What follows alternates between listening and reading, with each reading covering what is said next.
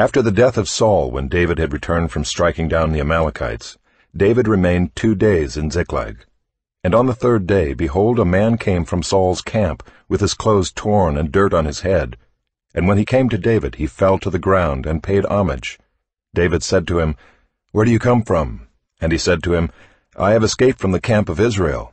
And David said to him, "How did it go? Tell me." And he answered, "The people fled from the battle, and also many of the people have fallen and are dead, and Saul and his son Jonathan are also dead." Then David said to the young man who told him, "How do you know that Saul and his son Jonathan are dead?" And the young man who told him said, "By chance I happened to be on Mount Gilboa, and there was Saul leaning on his spear, and behold, the chariots and the horsemen were close upon him. And when he looked behind him, he saw me, and called to me. And I answered, 'Here I am.' And he said to me, 'Who are you?' I answered him, 'I am an Amalekite.' And he said to me, 'Stand beside me and kill me, for anguish has seized me, and yet my life still lingers.' So I stood beside him and killed him, because I was sure that he could not live after he had fallen. And I took the crown that was on his head and the armlet that was on his arm, and I have brought them here to my lord." Then David took hold of his clothes and tore them, and so did all the men who were with him. And they mourned and wept and fasted until evening for Saul and for Jonathan his son, and for the people of the Lord and for the house of Israel, because they had fallen by the sword.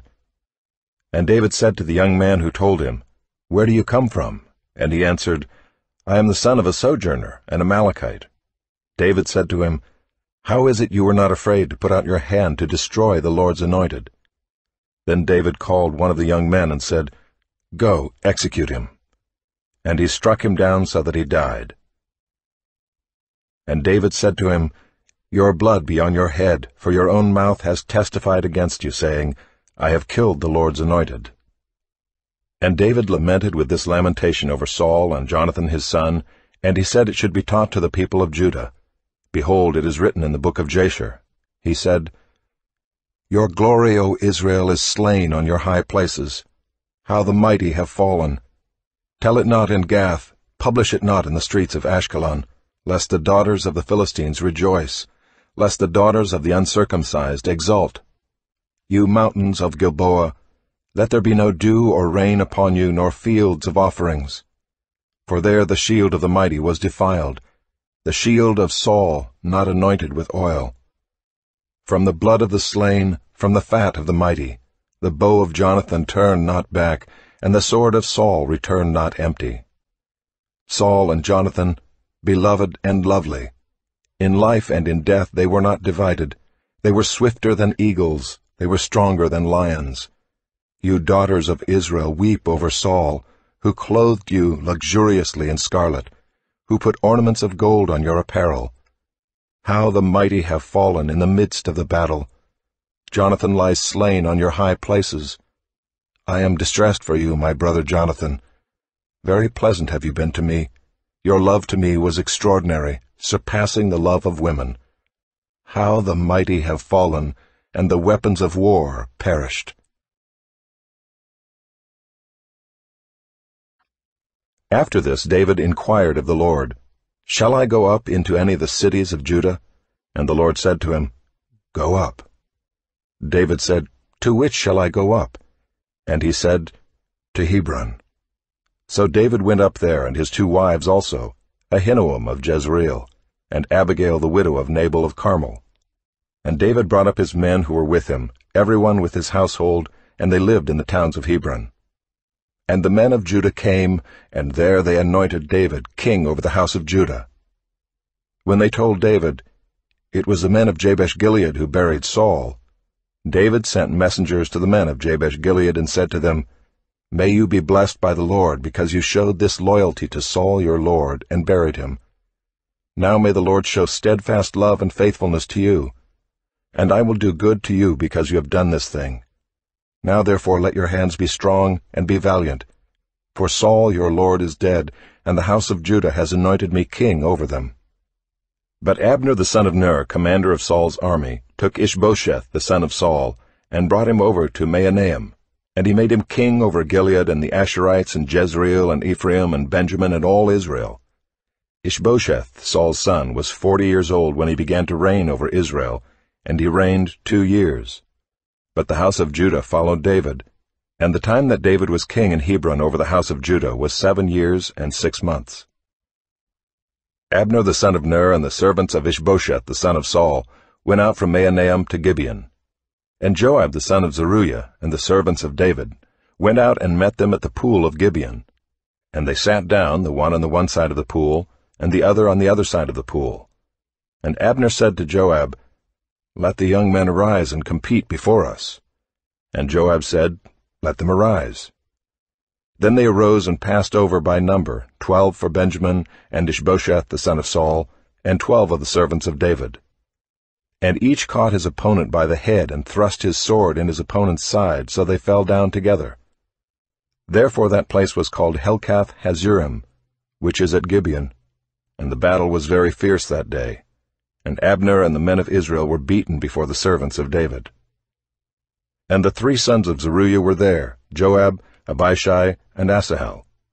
Now Asahel was as swift of foot as a wild gazelle. And Asahel pursued Abner, and as he went, he turned neither to the right hand nor to the left from following Abner.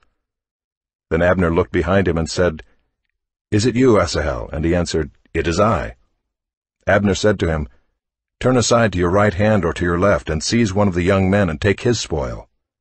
But Asahel would not turn aside from following him. And Abner said again to Asahel, "Turn aside from following me. Why should I strike you to the ground?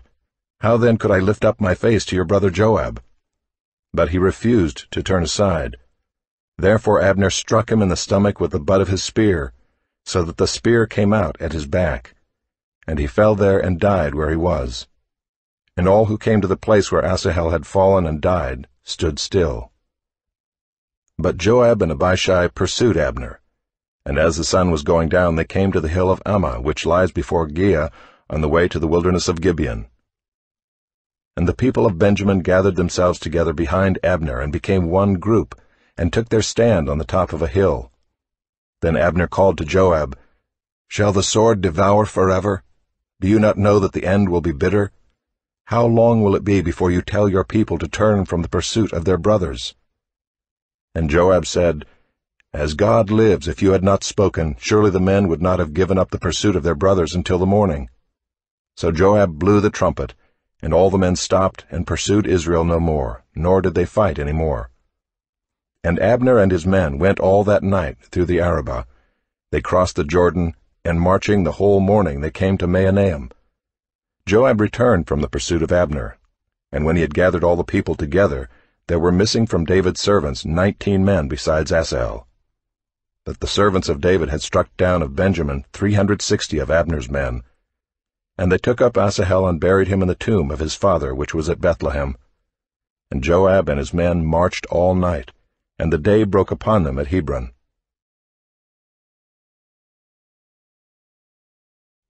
There was a long war between the house of Saul and the house of David, and David grew stronger and stronger, while the house of Saul became weaker and weaker.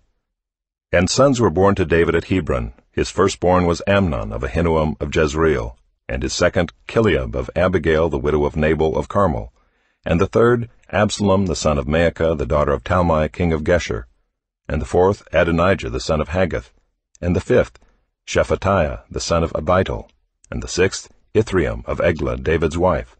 These were born to David in Hebron. While there was war between the house of Saul and the house of David, Abner was making himself strong in the house of Saul. Now Saul had a concubine whose name was Rizpah the daughter of Aiah. And Ishbosheth said to Abner, "Why have you gone into my father's concubine?"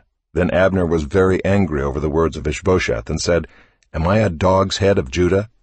To this day I keep showing steadfast love to the house of Saul your father, to his brothers and to his friends, and have not given you into the hand of David. And yet you charge me today with a fault concerning a woman. God do so to Abner and more also, if I do not accomplish for David what the Lord has sworn to him, to transfer the kingdom from the house of Saul and set up the throne of David over Israel and over Judah, from Dan to Beersheba." And Ishbosheth could not answer Abner another word, because he feared him. And Abner sent messengers to David on his behalf, saying, "To whom does the land belong? Make your covenant with me, and behold, my hand shall be with you to bring over all Israel to you." And he said, "Good, I will make a covenant with you, but one thing I require of you, that is, you shall not see my face, unless you first bring Michal, Saul's daughter, when you come to see my face." Then David sent messengers to Ishbosheth, Saul's son, saying, "Give me my wife Michal, for whom I paid the bridal price of 100 foreskins of the Philistines." And Ishbosheth sent and took her from her husband Paltiel, the son of Laish. But her husband went with her, weeping after her all the way to Bahurim. Then Abner said to him, "Go, return." And he returned. And Abner conferred with the elders of Israel, saying, "For some time past you have been seeking David as king over you.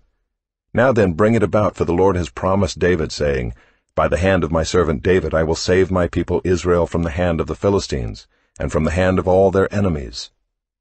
Abner also spoke to Benjamin, and then Abner went to tell David at Hebron all that Israel and the whole house of Benjamin thought good to do. When Abner came with 20 men to David at Hebron, David made a feast for Abner and the men who were with him. And Abner said to David, "I will arise and go and will gather all Israel to my lord the king, that they may make a covenant with you, and that you may reign over all that your heart desires." So David sent Abner away, and he went in peace. Just then the servants of David arrived with Joab from a raid, bringing much spoil with them. But Abner was not with David at Hebron, for he had sent him away, and he had gone in peace. When Joab and all the army that was with him came, it was told Joab, "Abner the son of Ner came to the king, and he has let him go, and he has gone in peace." Then Joab went to the king and said, "What have you done? Behold, Abner came to you. Why is it that you have sent him away, so that he is gone? You know that Abner the son of Ner came to deceive you, and to know your going out and your coming in, and to know all that you are doing." When Joab came out from David's presence, he sent messengers after Abner, and they brought him back from the cistern of Sirah. But David did not know about it, and when Abner returned to Hebron, Joab took him aside into the midst of the gate to speak with him privately, and there he struck him in the stomach so that he died, for the blood of Asahel his brother. Afterward, when David heard of it, he said, "I and my kingdom are forever guiltless before the Lord for the blood of Abner the son of Ner.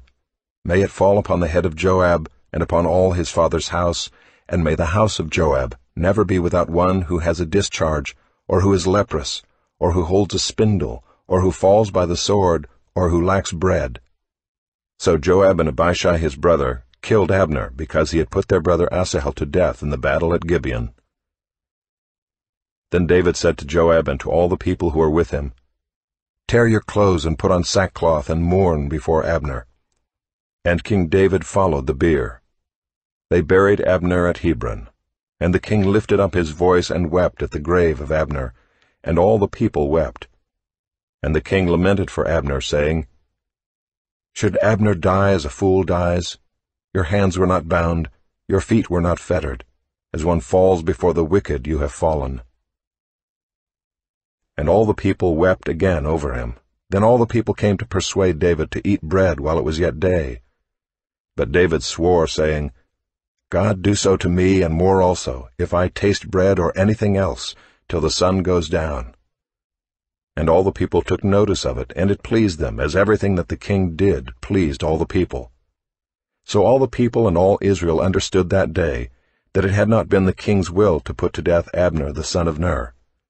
And the king said to his servants, "Do you not know that a prince and a great man has fallen this day in Israel? And I was gentle today, though anointed king. These men, the sons of Zeruiah, are more severe than I. The Lord repay the evildoer according to his wickedness." When Ishbosheth, Saul's son, heard that Abner had died at Hebron, his courage failed, and all Israel was dismayed. Now Saul's son had 2 men who were captains of raiding bands. The name of the one was Baanah, and the name of the other Rechab, sons of Rimmon, a man of Benjamin from Beeroth, for Beeroth also is counted part of Benjamin. The Beerothites fled to Gibeon, and have been sojourners there to this day. Jonathan the son of Saul had a son who was crippled in his feet. He was 5 years old when the news about Saul and Jonathan came from Jezreel, and his nurse took him up and fled. And as she fled in her haste, he fell and became lame, and his name was Mephibosheth. Now the sons of Rimmon the Beerothite, Rechab and Baanah, set out, and about the heat of the day they came to the house of Ishbosheth, as he was taking his noonday rest. And they came into the midst of the house as if to get wheat, and they stabbed him in the stomach. Then Rechab and Baanah his brother escaped. When they came into the house, as he lay on his bed in his bedroom, they struck him and put him to death, and beheaded him. They took his head, and went by the way of the Arabah all night, and brought the head of Ishbosheth to David at Hebron. And they said to the king, Here is the head of Ishbosheth, the son of Saul, your enemy, who sought your life. The Lord has avenged my lord the king this day on Saul and on his offspring.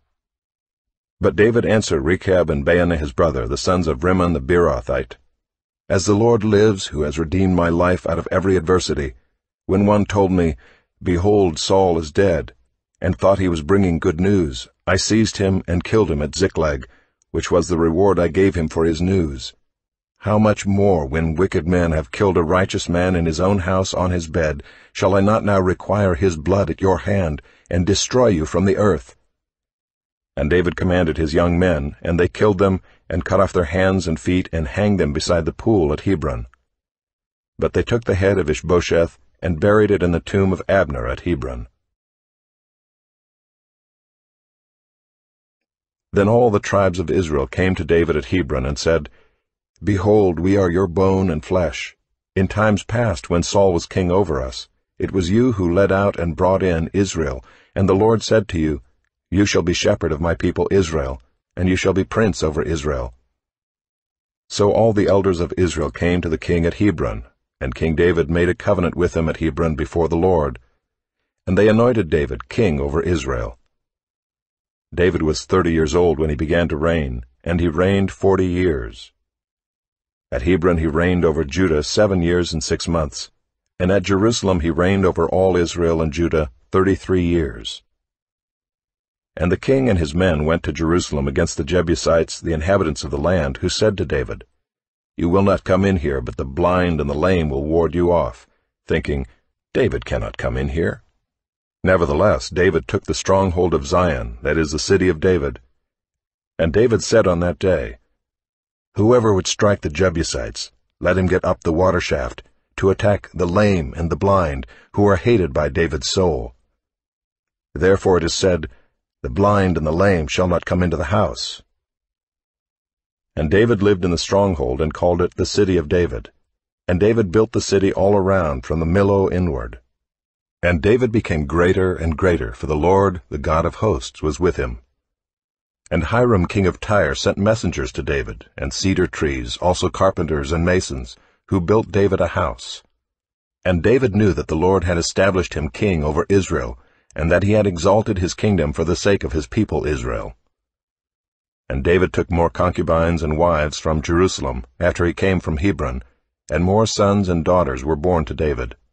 And these are the names of those who were born to him in Jerusalem: Shemuiah, Shobab, Nathan, Solomon, Ibhar, Elishua, Nepheg, Japhiah, Elishama, Eliada, and Eliphalet. When the Philistines heard that David had been anointed king over Israel, all the Philistines went up to search for David. But David heard of it and went down to the stronghold. Now the Philistines had come and spread out in the valley of Rephaim, and David inquired of the Lord, Shall I go up against the Philistines? Will you give them into my hand? And the Lord said to David, Go up, for I will certainly give the Philistines into your hand.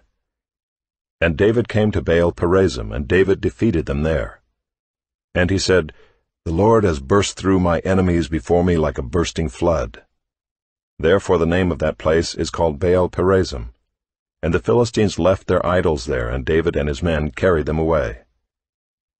And the Philistines came up yet again and spread out in the valley of Rephaim. And when David inquired of the Lord, he said, You shall not go up. Go around to their rear, and come against them opposite the balsam trees. And when you hear the sound of marching in the tops of the balsam trees, then rouse yourself, for then the Lord has gone out before you to strike down the army of the Philistines. And David did as the Lord commanded him, and struck down the Philistines from Geba to Gezer.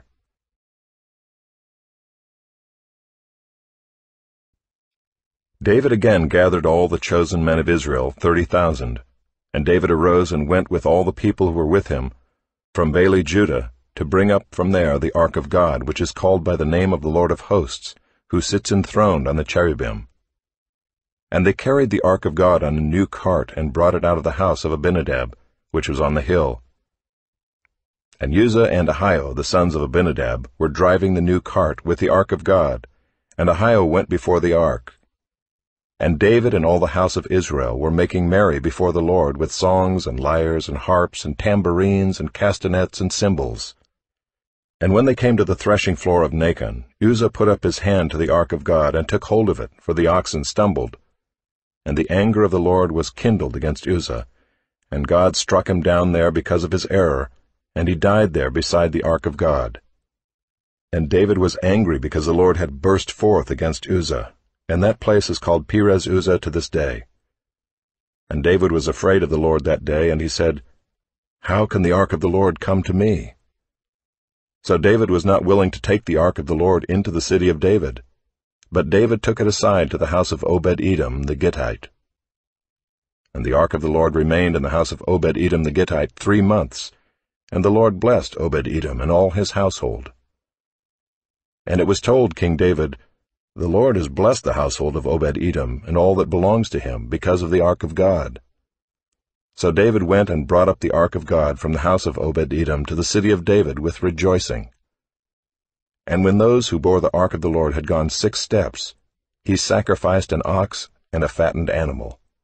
And David danced before the Lord with all his might. And David was wearing a linen ephod. So David and all the house of Israel brought up the ark of the Lord with shouting and with the sound of the horn. As the ark of the Lord came into the city of David, Michal, the daughter of Saul, looked out of the window and saw King David leaping and dancing before the Lord, and she despised him in her heart. And they brought in the ark of the Lord and set it in its place inside the tent that David had pitched for it. And David offered burnt offerings and peace offerings before the Lord. And when David had finished offering the burnt offerings and the peace offerings, he blessed the people in the name of the Lord of hosts, and distributed among all the people, the whole multitude of Israel, both men and women, a cake of bread, a portion of meat, and a cake of raisins to each one. Then all the people departed, each to his house. And David returned to bless his household.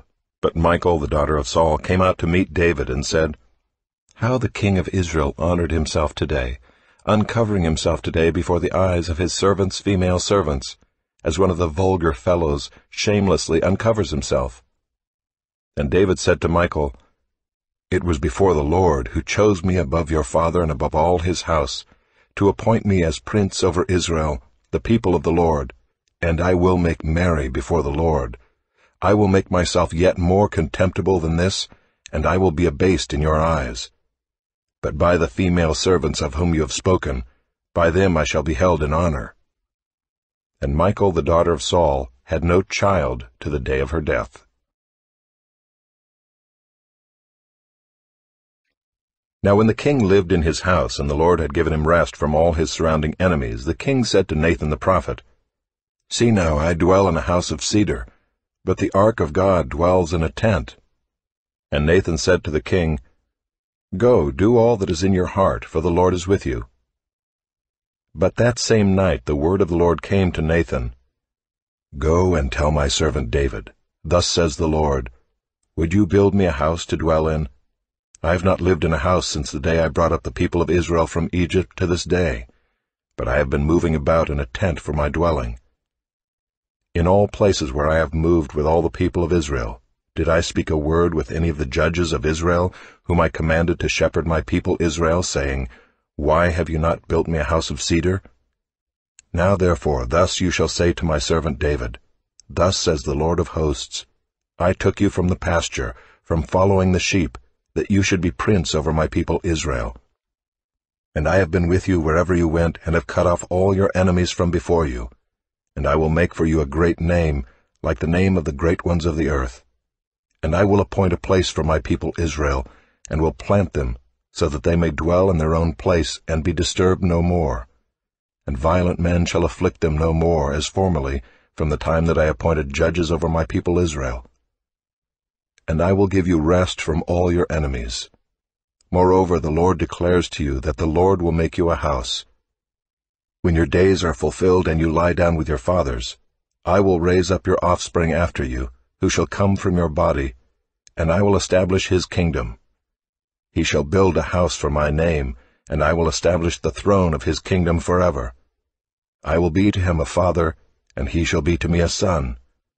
When he commits iniquity, I will discipline him with the rod of men, with the stripes of the sons of men. But my steadfast love will not depart from him, as I took it from Saul, whom I put away from before you. And your house and your kingdom shall be made sure forever before me.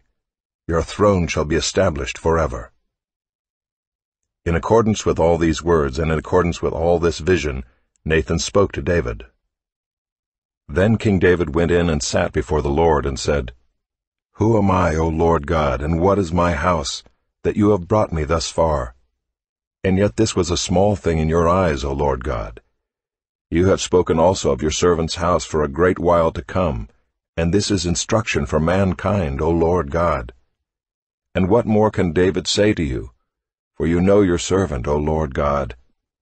Because of your promise and according to your own heart, you have brought about all this greatness, to make your servant know it. Therefore you are great, O Lord God, for there is none like you, and there is no God besides you, according to all that we have heard with our ears.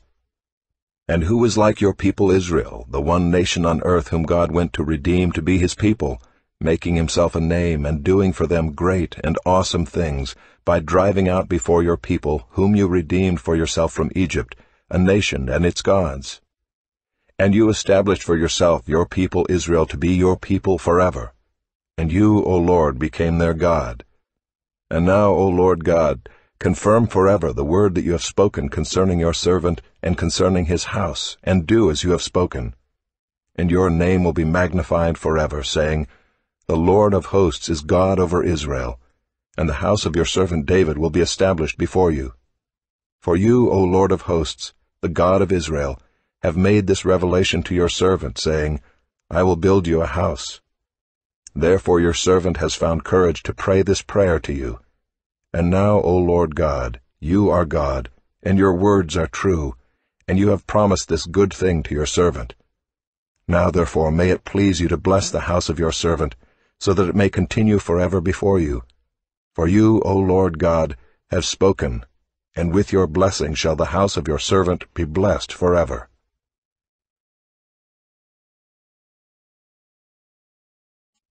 After this David defeated the Philistines and subdued them. And David took Metheg-Ammah out of the hand of the Philistines. And he defeated Moab, and he measured them with a line, making them lie down on the ground. 2 lines he measured to be put to death, and 1 full line to be spared. And the Moabites became servants to David, and brought tribute. David also defeated Hadadezer the son of Rehob, king of Zobah, as he went to restore his power at the river Euphrates. And David took from him 1,700 horsemen, and 20,000 foot soldiers. And David hamstrung all the chariot horses, but left enough for 100 chariots. And when the Syrians of Damascus came to help Hadadezer king of Zobah, David struck down 22,000 men of the Syrians. Then David put garrisons in Aram of Damascus, and the Syrians became servants to David and brought tribute. And the Lord gave victory to David wherever he went. And David took the shields of gold that were carried by the servants of Hadadezer, and brought them to Jerusalem. And from Betah and from Berothai, cities of Hadadezer, King David took very much bronze. When Toi king of Hamath heard that David had defeated the whole army of Hadadezer, Toi sent his son Joram to King David, to ask about his health and to bless him because he had fought against Hadadezer and defeated him, for Hadadezer had often been at war with Toi. And Joram brought with him articles of silver, of gold, and of bronze. These also King David dedicated to the Lord, together with the silver and gold that he dedicated from all the nations he subdued, from Edom, Moab, the Ammonites, the Philistines, Amalek, and from the spoil of Hadadezer, the son of Rehob, king of Zobah. And David made a name for himself when he returned from striking down 18,000 Edomites in the valley of Salt. Then he put garrisons in Edom. Throughout all Edom he put garrisons, and all the Edomites became David's servants. and the Lord gave victory to David wherever he went. So David reigned over all Israel, and David administered justice and equity to all his people. Joab the son of Zeruiah was over the army, and Jehoshaphat the son of Ahilud was recorder, and Zadok the son of Ahitub and Ahimelech the son of Abiathar were priests, and Seraiah was secretary, and Benaiah the son of Jehoiada was over the Kerethites and the Pelethites, and David's sons were priests.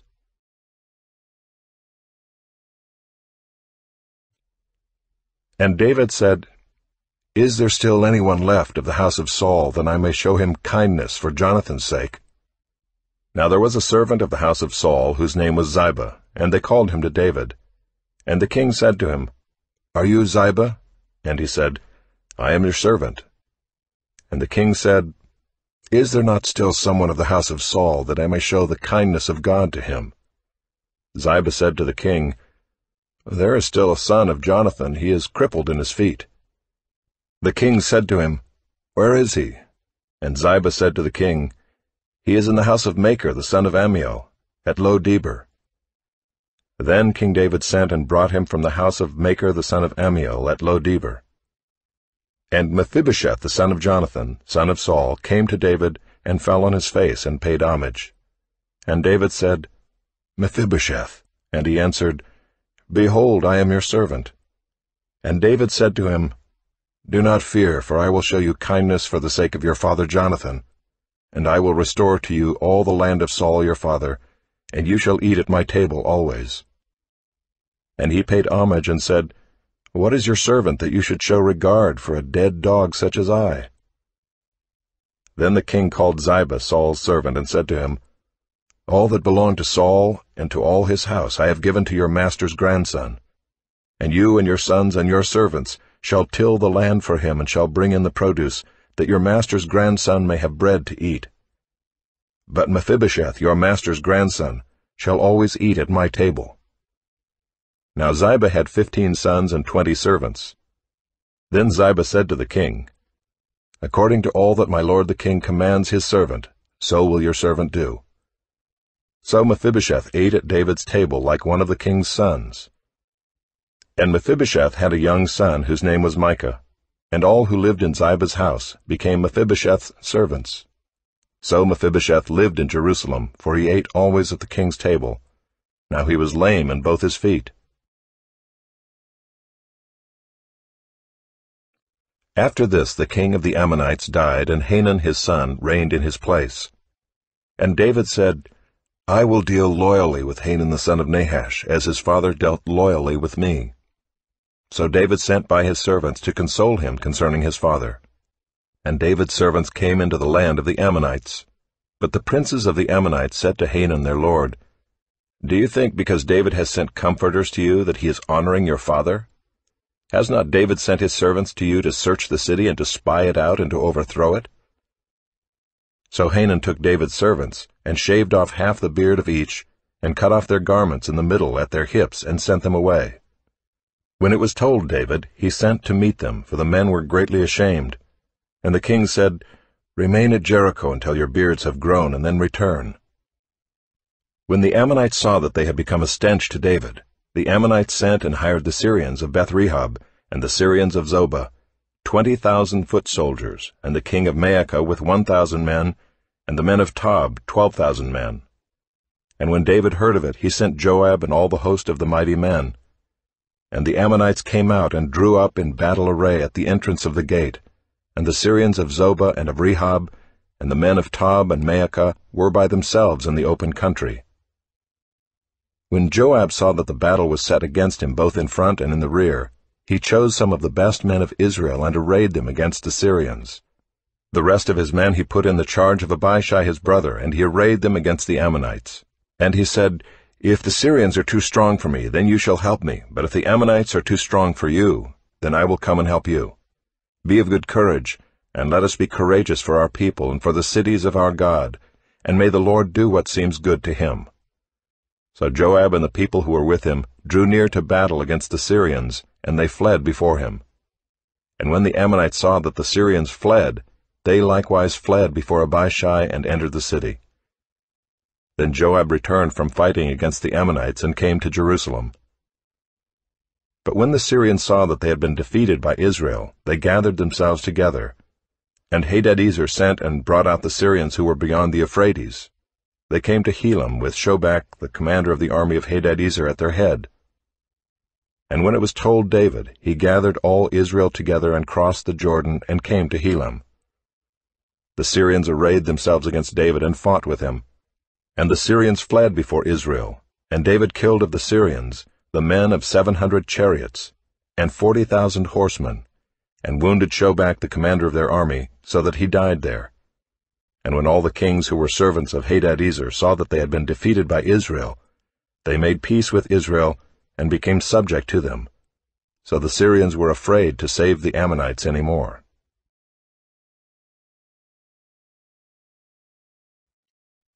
In the spring of the year, the time when kings go out to battle, David sent Joab and his servants with him and all Israel. And they ravaged the Ammonites and besieged Rabbah. But David remained at Jerusalem. It happened late one afternoon, when David arose from his couch and was walking on the roof of the king's house, that he saw from the roof a woman bathing, and the woman was very beautiful. And David sent and inquired about the woman. And one said, "Is not this Bathsheba, the daughter of Eliam, the wife of Uriah the Hittite?" So David sent messengers, and took her, and she came to him, and he lay with her. Now she had been purifying herself from her uncleanness. Then she returned to her house. And the woman conceived, and she sent and told David, "I am pregnant." So David sent word to Joab, "Send me Uriah the Hittite." And Joab sent Uriah to David. When Uriah came to him, David asked how Joab was doing, and how the people were doing, and how the war was going. Then David said to Uriah, "Go down to your house and wash your feet." And Uriah went out of the king's house, and there followed him a present from the king. But Uriah slept at the door of the king's house with all the servants of his lord, and did not go down to his house. When they told David, "Uriah did not go down to his house," David said to Uriah, "Have you not come from a journey? Why did you not go down to your house?" Uriah said to David, "The ark and Israel and Judah dwell in booths, and my lord Joab and the servants of my lord are camping in the open field. Shall I then go to my house, to eat and to drink and to lie with my wife? As you live and as your soul lives, I will not do this thing." Then David said to Uriah, "Remain here today also, and tomorrow I will send you back." So Uriah remained in Jerusalem that day and the next. And David invited him, and he ate in his presence and drank, so that he made him drunk. And in the evening he went out to lie on his couch with the servants of his lord, but he did not go down to his house. In the morning David wrote a letter to Joab and sent it by the hand of Uriah. In the letter he wrote, "Set Uriah in the forefront of the hardest fighting, and then draw back from him, that he may be struck down and die." And as Joab was besieging the city, he assigned Uriah to the place where he knew there were valiant men. And the men of the city came out and fought with Joab, and some of the servants of David among the people fell. Uriah the Hittite also died. Then Joab sent and told David all the news about the fighting, and he instructed the messenger, "When you have finished telling all the news about the fighting to the king, then if the king's anger rises, and if he says to you, 'Why did you go so near the city to fight? Did you not know that they would shoot from the wall? Who killed Abimelech the son of Jerubbesheth?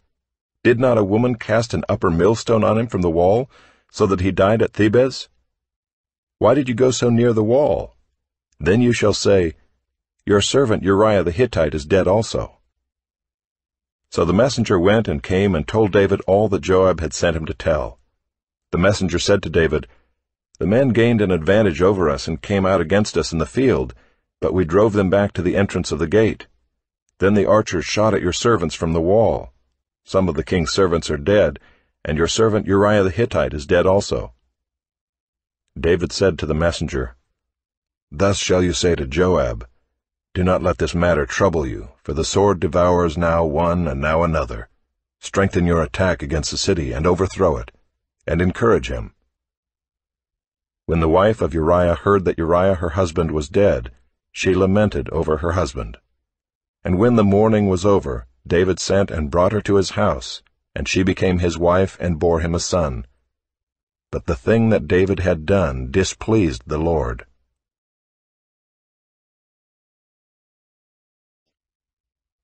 And the Lord sent Nathan to David. He came to him and said to him, There were 2 men in a certain city, the one rich and the other poor. The rich man had very many flocks and herds, but the poor man had nothing but one little ewe lamb which he had bought. And he brought it up, and it grew up with him and with his children. It used to eat of his morsel and drink from his cup and lie in his arms, and it was like a daughter to him. Now there came a traveler to the rich man, and he was unwilling to take one of his own flock or herd to prepare for the guest who had come to him. But he took the poor man's lamb and prepared it for the man who had come to him. Then David's anger was greatly kindled against the man, and he said to Nathan, As the Lord lives, the man who has done this deserves to die, and he shall restore the lamb 4-fold, because he did this thing, and because he had no pity. Nathan said to David, You are the man. Thus says the Lord, the God of Israel, I anointed you king over Israel, and I delivered you out of the hand of Saul. And I gave you your master's house and your master's wives into your arms, and gave you the house of Israel and of Judah. And if this were too little, I would add to you as much more. Why have you despised the word of the Lord, to do what is evil in his sight? You have struck down Uriah the Hittite with the sword, and have taken his wife to be your wife, and have killed him with the sword of the Ammonites. Now therefore the sword shall never depart from your house, because you have despised me, and have taken the wife of Uriah the Hittite to be your wife. Thus says the Lord, Behold, I will raise up evil against you out of your own house, and I will take your wives before your eyes, and give them to your neighbor, and he shall lie with your wives in the sight of this sun. For you did it secretly, but I will do this thing before all Israel and before the sun. David said to Nathan, I have sinned against the Lord. And Nathan said to David, The Lord also has put away your sin. You shall not die. Nevertheless, because by this deed you have utterly scorned the Lord, the child who is born to you shall die. Then Nathan went to his house. And the Lord afflicted the child that Uriah's wife bore to David, and he became sick. David therefore sought God on behalf of the child, and David fasted, and went in and lay all night on the ground. And the elders of his house stood beside him, to raise him from the ground, but he would not, nor did he eat food with them. On the 7th day the child died.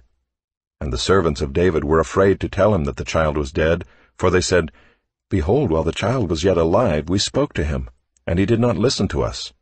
How then can we say to him, The child is dead? He may do himself some harm. But when David saw that his servants were whispering together, David understood that the child was dead. And David said to his servants, Is the child dead? They said, He is dead. Then David arose from the earth and washed and anointed himself and changed his clothes. And he went into the house of the Lord and worshipped. He then went to his own house, and when he asked, they set food before him, and he ate. Then his servants said to him, What is this thing that you have done? You fasted and wept for the child while he was alive, but when the child died, you arose and ate food. He said, While the child was still alive, I fasted and wept, for I said, Who knows whether the Lord will be gracious to me, that the child may live? But now he is dead. Why should I fast? Can I bring him back again? I shall go to him, but he will not return to me. Then David comforted his wife Bathsheba, and went in to her, and lay with her, and she bore a son, and he called his name Solomon. And the Lord loved him, and sent a message by Nathan the prophet. So he called his name Jedidiah, because of the Lord. Now Joab fought against Rabbah of the Ammonites, and took the royal city. And Joab sent messengers to David, and said, I have fought against Rabbah, moreover I have taken the city of waters. Now then gather the rest of the people together, and encamp against the city, and take it, lest I take the city, and it be called by my name. So David gathered all the people together, and went to Rabbah, and fought against it, and took it. And he took the crown of their king from his head. The weight of it was a talent of gold, and in it was a precious stone, and it was placed on David's head. And he brought out the spoil of the city, a very great amount. And he brought out the people who were in it, and set them to labor with saws and iron picks and iron axes, and made them toil at the brick kilns. And thus he did to all the cities of the Ammonites. Then David and all the people returned to Jerusalem.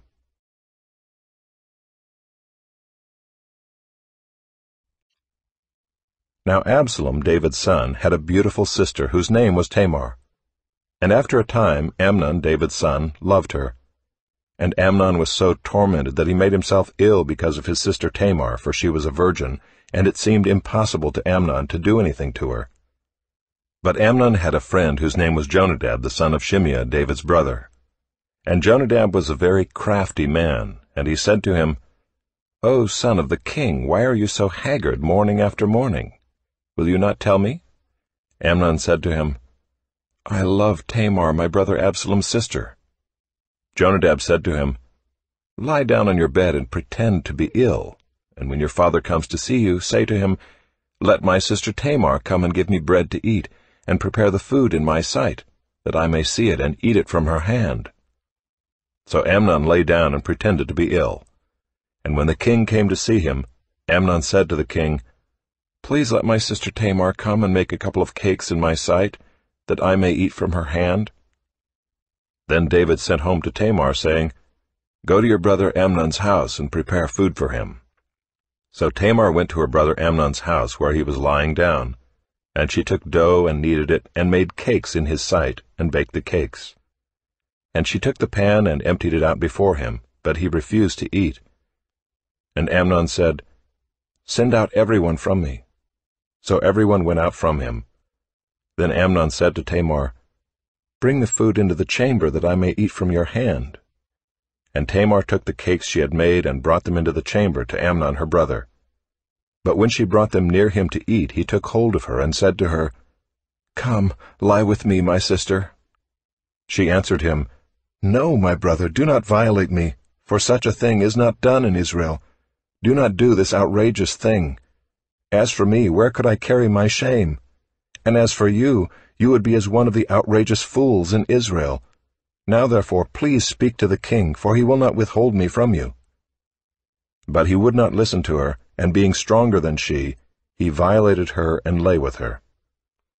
Then Amnon hated her with very great hatred, so that the hatred with which he hated her was greater than the love with which he had loved her. And Amnon said to her, "Get up, go." But she said to him, "No, my brother, for this wrong in sending me away is greater than the other that you did to me." But he would not listen to her. He called the young man who served him and said, "Put this woman out of my presence and bolt the door after her." Now she was wearing a long robe with sleeves, for thus were the virgin daughters of the king dressed. So his servant put her out and bolted the door after her. And Tamar put ashes on her head and tore the long robe that she wore. And she laid her hand on her head and went away, crying aloud as she went. And her brother Absalom said to her, "Has Amnon your brother been with you? Now hold your peace, my sister. He is your brother. Do not take this to heart." So Tamar lived, a desolate woman, in her brother Absalom's house. When King David heard of all these things, he was very angry. But Absalom spoke to Amnon neither good nor bad, for Absalom hated Amnon because he had violated his sister Tamar.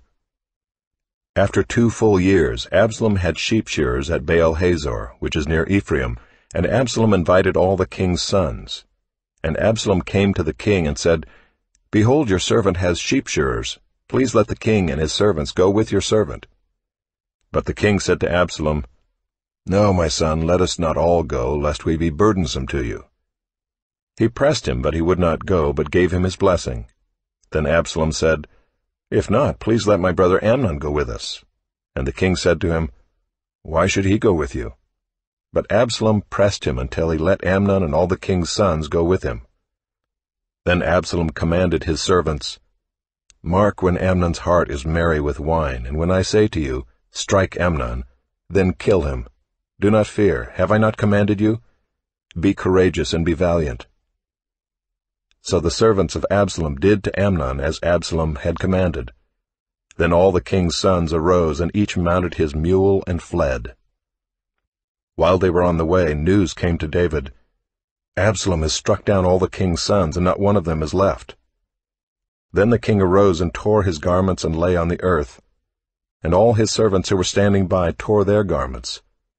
But Jonadab the son of Shimeah, David's brother, said, "Let not my lord suppose that they have killed all the young men, the king's sons, for Amnon alone is dead. For by the command of Absalom this has been determined from the day he violated his sister Tamar.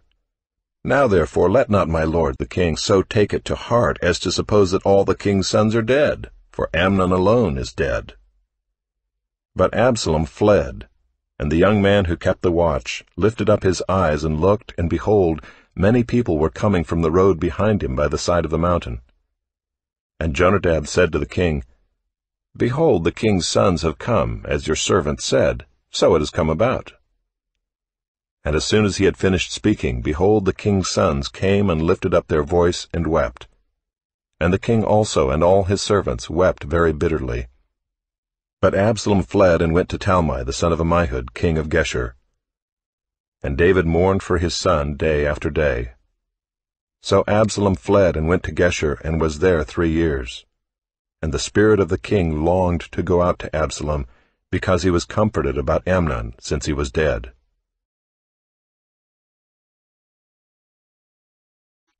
Now Joab the son of Zeruiah knew that the king's heart went out to Absalom. And Joab sent to Tekoa, and brought from there a wise woman, and said to her, "Pretend to be a mourner, and put on mourning garments. Do not anoint yourself with oil, but behave like a woman who has been mourning many days for the dead. Go to the king, and speak thus to him." So Joab put the words in her mouth. When the woman of Tekoa came to the king, she fell on her face to the ground, and paid homage, and said, "Save me, O king." And the king said to her, "What is your trouble?" She answered, "Alas, I am a widow, my husband is dead. And your servant had 2 sons, and they quarreled with one another in the field. There was no one to separate them, and one struck the other and killed him. And now the whole clan has risen against your servant, and they say, 'Give up the man who struck his brother, that we may put him to death for the life of his brother whom he killed.' And so they would destroy the heir also.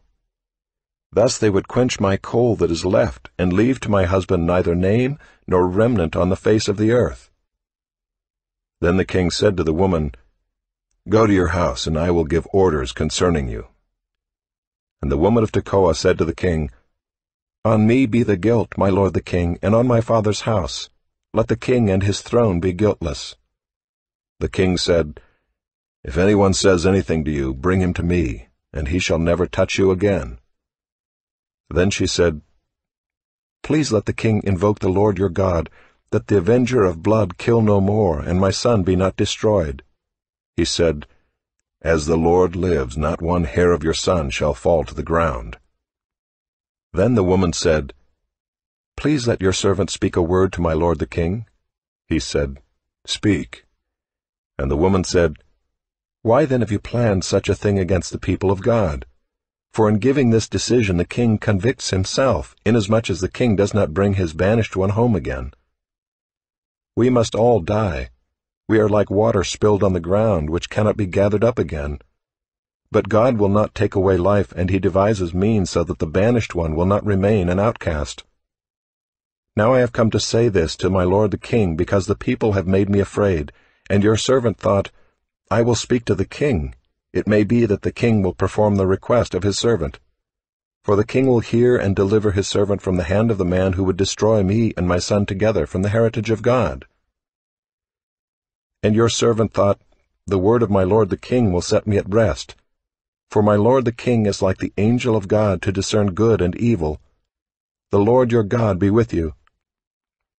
Then the king answered the woman, "Do not hide from me anything I ask you." And the woman said, "Let my lord the king speak." The king said, "Is the hand of Joab with you in all this?" The woman answered and said, "As surely as you live, my lord the king, one cannot turn to the right hand or to the left from anything that my lord the king has said. It was your servant Joab who commanded me. It was he who put all these words in the mouth of your servant. In order to change the course of things, your servant Joab did this. But my Lord has wisdom like the wisdom of the angel of God, to know all things that are on the earth. Then the king said to Joab, Behold, now I grant this. Go, bring back the young man Absalom. And Joab fell on his face to the ground, and paid homage and blessed the king. And Joab said, Today your servant knows that I have found favor in your sight, my lord the king, in that the king has granted the request of his servant. So Joab arose and went to Geshur and brought Absalom to Jerusalem. And the king said, Let him dwell apart in his own house. He is not to come into my presence. So Absalom lived apart in his own house and did not come into the king's presence. Now in all Israel there was no one so much to be praised for his handsome appearance as Absalom. From the sole of his foot to the crown of his head there was no blemish in him.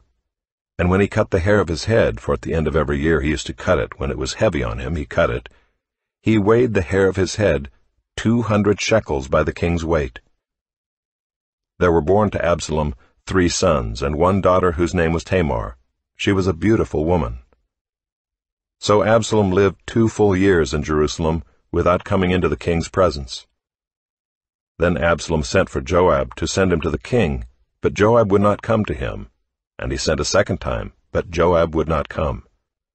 Then he said to his servants, See, Joab's field is next to mine, and he has barley there. Go and set it on fire. So Absalom's servants set the field on fire. Then Joab arose and went to Absalom at his house, and said to him, Why have your servants set my field on fire? Absalom answered Joab, Behold, I sent word to you. Come here, that I may send you to the king, to ask, Why have I come from Geshur? It would be better for me to be there still. Now therefore let me go into the presence of the king, and if there is guilt in me, let him put me to death. Then Joab went to the king and told him, and he summoned Absalom. So he came to the king, and bowed himself on his face to the ground before the king, and the king kissed Absalom.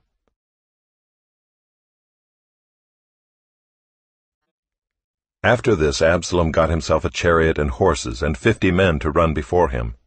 And Absalom used to rise early and stand beside the way of the gate. And when any man had a dispute to come before the king for judgment, Absalom would call to him and say, From what city are you? And when he said, Your servant is of such and such a tribe in Israel, Absalom would say to him, See, your claims are good and right, but there is no man designated by the king to hear you. Then Absalom would say, Oh, that I were judge in the land! Then every man with a dispute or cause might come to me, and I would give him justice. And whenever a man came near to pay homage to him, he would put out his hand and take hold of him and kiss him. Thus Absalom did to all of Israel who came to the king for judgment. So Absalom stole the hearts of the men of Israel. And at the end of 4 years Absalom said to the king, Please let me go and pay my vow which I have vowed to the Lord in Hebron. For your servant vowed a vow while I lived at Geshur in Aram, saying, If the Lord will indeed bring me back to Jerusalem, then I will offer worship to the Lord. The king said to him, Go in peace. So he arose and went to Hebron.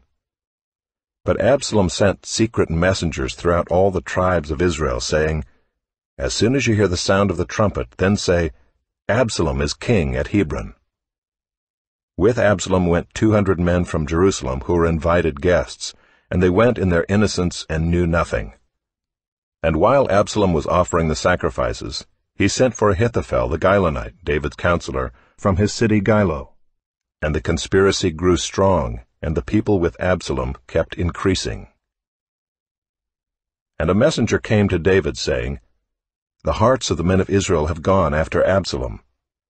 Then David said to all his servants who were with him at Jerusalem, Arise and let us flee, or else there will be no escape for us from Absalom. Go quickly, lest he overtake us quickly and bring down ruin on us, and strike the city with the edge of the sword. And the king's servants said to the king, Behold, your servants are ready to do whatever my lord the king decides. So the king went out, and all his household after him, and the king left 10 concubines to keep the house. And the king went out, and all the people after him, and they halted at the last house. And all his servants passed by him, and all the Kerethites and all the Pelethites, and all the 600 Gittites who had followed him from Gath passed on before the king. Then the king said to Ittai the Gittite, "Why do you also go with us? Go back and stay with the king, for you are a foreigner and also an exile from your home. You came only yesterday, and shall I today make you wander about with us, since I go I know not where? Go back and take your brothers with you, and may the Lord show steadfast love and faithfulness to you." But Ittai answered the king, "As the Lord lives, and as my lord the king lives, wherever my lord the king shall be, whether for death or for life, there also will your servant be." And David said to Ittai, "Go then, pass on."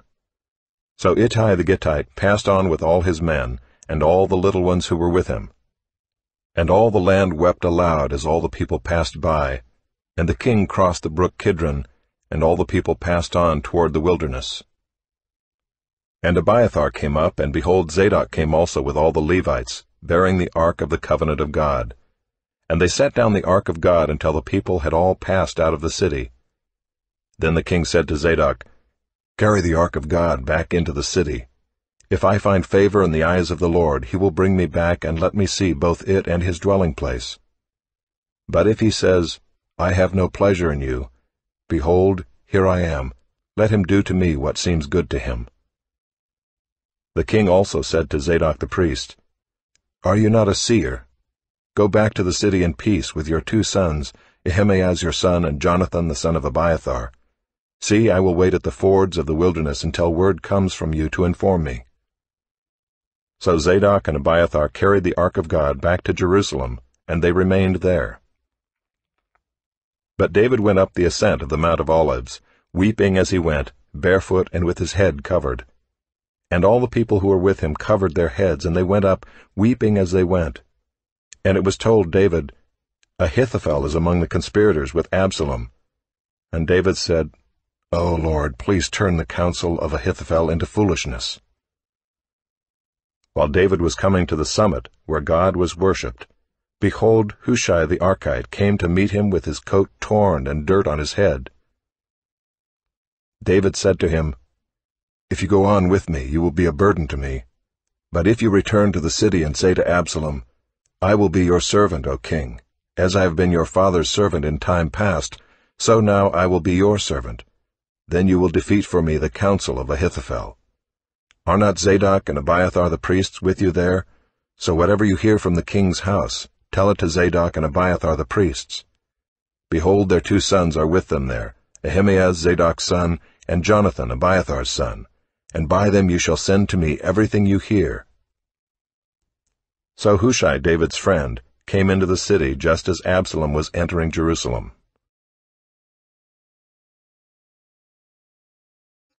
When David had passed a little beyond the summit, Ziba, the servant of Mephibosheth, met him, with a couple of donkeys saddled, bearing 200 loaves of bread, 100 bunches of raisins, 100 of summer fruits, and a skin of wine. And the king said to Ziba, "Why have you brought these?" Ziba answered, "The donkeys are for the king's household to ride on, the bread and summer fruit for the young men to eat, and the wine for those who faint in the wilderness to drink." And the king said, "And where is your master's son?" Ziba said to the king, "Behold, he remains in Jerusalem, for he said, 'Today the house of Israel will give me back the kingdom of my father.'" Then the king said to Ziba, "Behold, all that belonged to Mephibosheth is now yours." And Ziba said, "I pay homage, let me ever find favor in your sight, my lord the king." When King David came to Bahurim, there came out a man of the family of the house of Saul, whose name was Shimei, the son of Gera, and as he came he cursed continually. And he threw stones at David and at all the servants of King David, and all the people and all the mighty men were on his right hand and on his left. And Shimei said as he cursed, get out, you man of blood, you worthless man!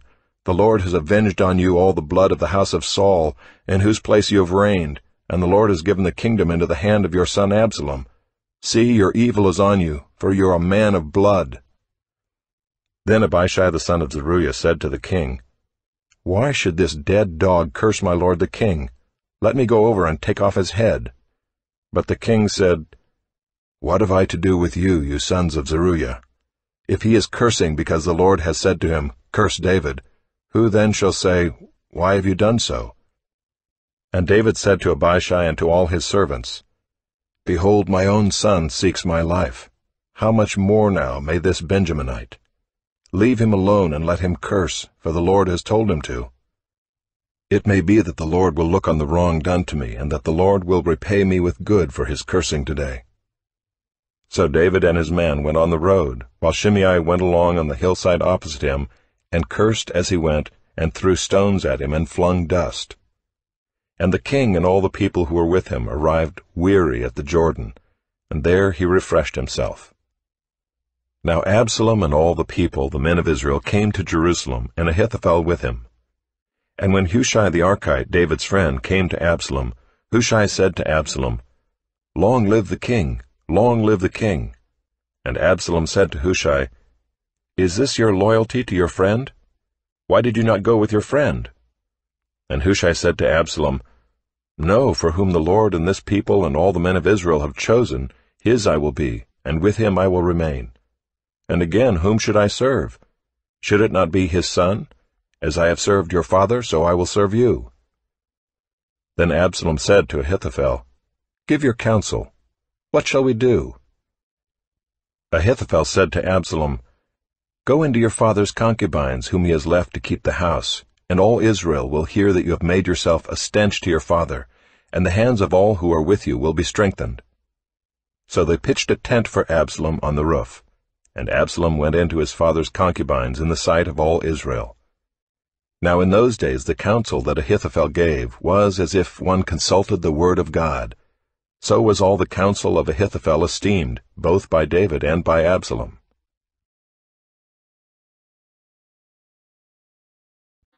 Moreover, Ahithophel said to Absalom, "Let me choose 12,000 men, and I will arise and pursue David tonight. I will come upon him while he is weary and discouraged, and throw him into a panic, and all the people who are with him will flee. I will strike down only the king, and I will bring all the people back to you as a bride comes home to her husband. You seek the life of only one man, and all the people will be at peace." And the advice seemed right in the eyes of Absalom and all the elders of Israel. Then Absalom said, "Call Hushai the Archite also, and let us hear what he has to say." And when Hushai came to Absalom, Absalom said to him, "Thus has Ahithophel spoken. Shall we do as he says? If not, you speak." Then Hushai said to Absalom, "This time the counsel that Ahithophel has given is not good." Hushai said, "You know that your father and his men are mighty men, and that they are enraged like a bear robbed of her cubs in the field. Besides, your father is expert in war. He will not spend the night with the people. Behold, even now he has hidden himself in one of the pits or in some other place. And as soon as some of the people fall at the first attack, whoever hears it will say, 'There has been a slaughter among the people who follow Absalom.' Then even the valiant men whose heart is like the heart of a lion will utterly melt with fear, for all Israel knows that your father is a mighty man, and that those who are with him are valiant men. But my counsel is that all Israel be gathered to you from Dan to Beersheba, as the sand by the sea for multitude, and that you go to battle in person. So we shall come upon him in some place where he is to be found, and we shall light upon him as the dew falls on the ground, and of him and all the men with him not one will be left. If he withdraws into a city, then all Israel will bring ropes to that city, and we shall drag it into the valley, until not even a pebble is to be found there." And Absalom and all the men of Israel said, "The counsel of Hushai the Archite is better than the counsel of Ahithophel." For the Lord had ordained to defeat the good counsel of Ahithophel, so that the Lord might bring harm upon Absalom. Then Hushai said to Zadok and Abiathar the priests, "Thus and so did Ahithophel counsel Absalom and the elders of Israel, and thus and so have I counseled. Now therefore send quickly and tell David, 'Do not stay tonight at the fords of the wilderness, but by all means pass over, lest the king and all the people who are with him be swallowed up.'" Now Jonathan and Ahimaaz were waiting at Enrogel. A female servant was to go and tell them, and they were to go and tell King David, for they were not to be seen entering the city. But a young man saw them and told Absalom. So both of them went away quickly and came to the house of a man at Bahurim, who had a well in his courtyard, and they went down into it. And the woman took and spread a covering over the well's mouth, and scattered grain on it, and nothing was known of it. When Absalom's servants came to the woman at the house, they said, "Where are Ahimaaz and Jonathan?" And the woman said to them, "They have gone over the brook of water." And when they had sought and could not find them, they returned to Jerusalem. After they had gone, the men came up out of the well and went and told King David. They said to David, "Arise and go quickly over the water, for thus and so has Ahithophel counseled against you." Then David arose and all the people who were with him, and they crossed the Jordan. By daybreak not one was left who had not crossed the Jordan. When Ahithophel saw that his counsel was not followed, he saddled his donkey and went off home to his own city. He set his house in order and hanged himself, and he died and was buried in the tomb of his father. Then David came to Mahanaim, and Absalom crossed the Jordan with all the men of Israel. Now Absalom had set Amasa over the army instead of Joab. Amasa was the son of a man named Ithra the Ishmaelite, who had married Abigail the daughter of Nahash, sister of Zeruiah, Joab's mother. And Israel and Absalom encamped in the land of Gilead. When David came to Mahanaim, Shobai the son of Nahash from Rabbah of the Ammonites, and Machir the son of Ammiel from Lo-debar, and Barzillai the Gileadite from Rogelim, brought beds, basins, and earthen vessels, wheat, barley, flour, parched grain, beans and lentils, honey and curds and sheep and cheese from the herd, for David and the people with him to eat, for they said, "The people are hungry and weary and thirsty in the wilderness."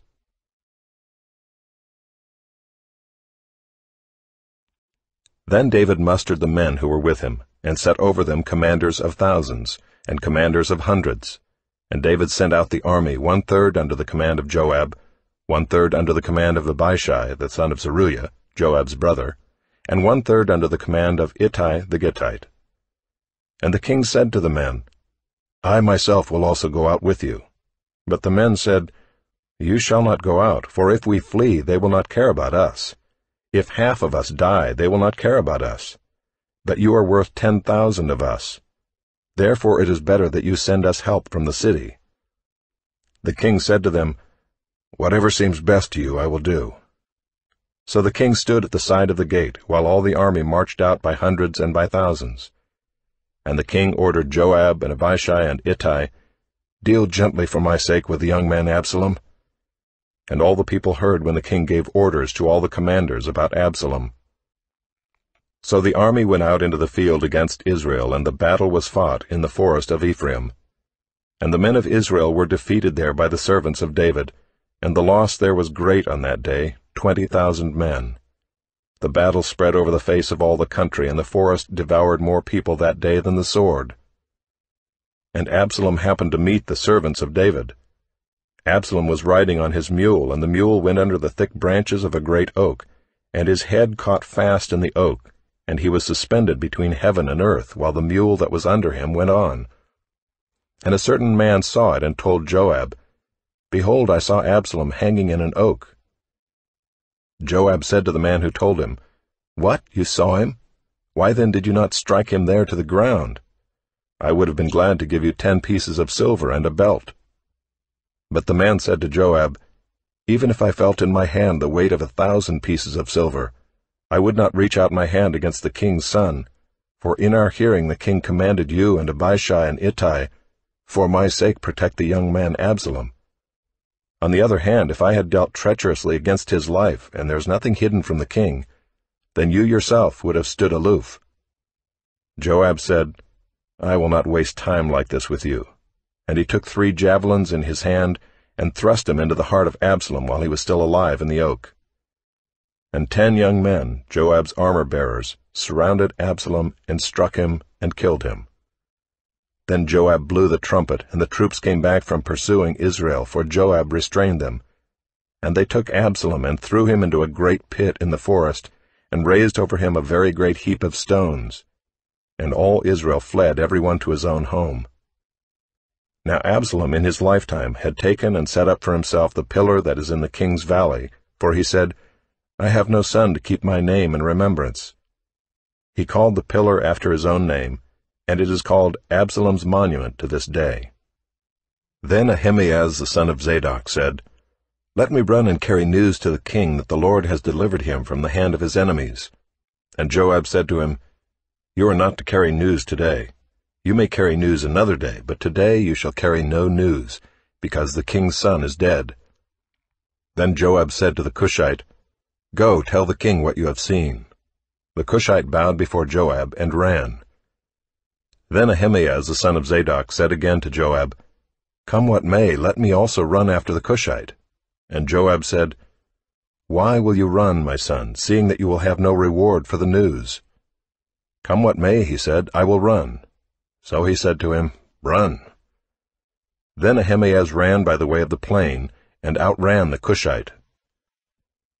Now David was sitting between the two gates, and the watchman went up to the roof of the gate by the wall, and when he lifted up his eyes and looked, he saw a man running alone. The watchman called out and told the king, and the king said, If he is alone, there is news in his mouth.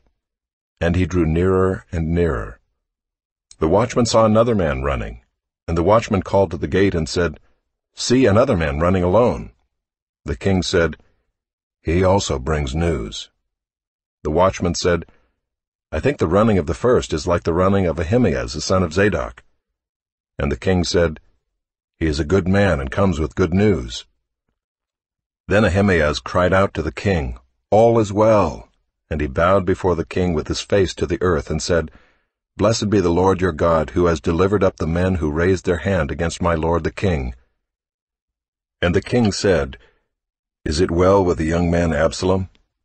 Ahimaaz answered, When Joab sent the king's servant, your servant, I saw a great commotion, but I do not know what it was. And the king said, Turn aside and stand here. So he turned aside and stood still. And behold, the Cushite came, and the Cushite said, Good news for my lord the king, for the Lord has delivered you this day from the hand of all who rose up against you. The king said to the Cushite, Is it well with the young man Absalom? And the Cushite answered, May the enemies of my lord the king and all who rise up against you for evil be like that young man. And the king was deeply moved, and went up to the chamber over the gate, and wept. And as he went, he said, O my son Absalom, my son Absalom, would I had died instead of you, O Absalom, my son, my son.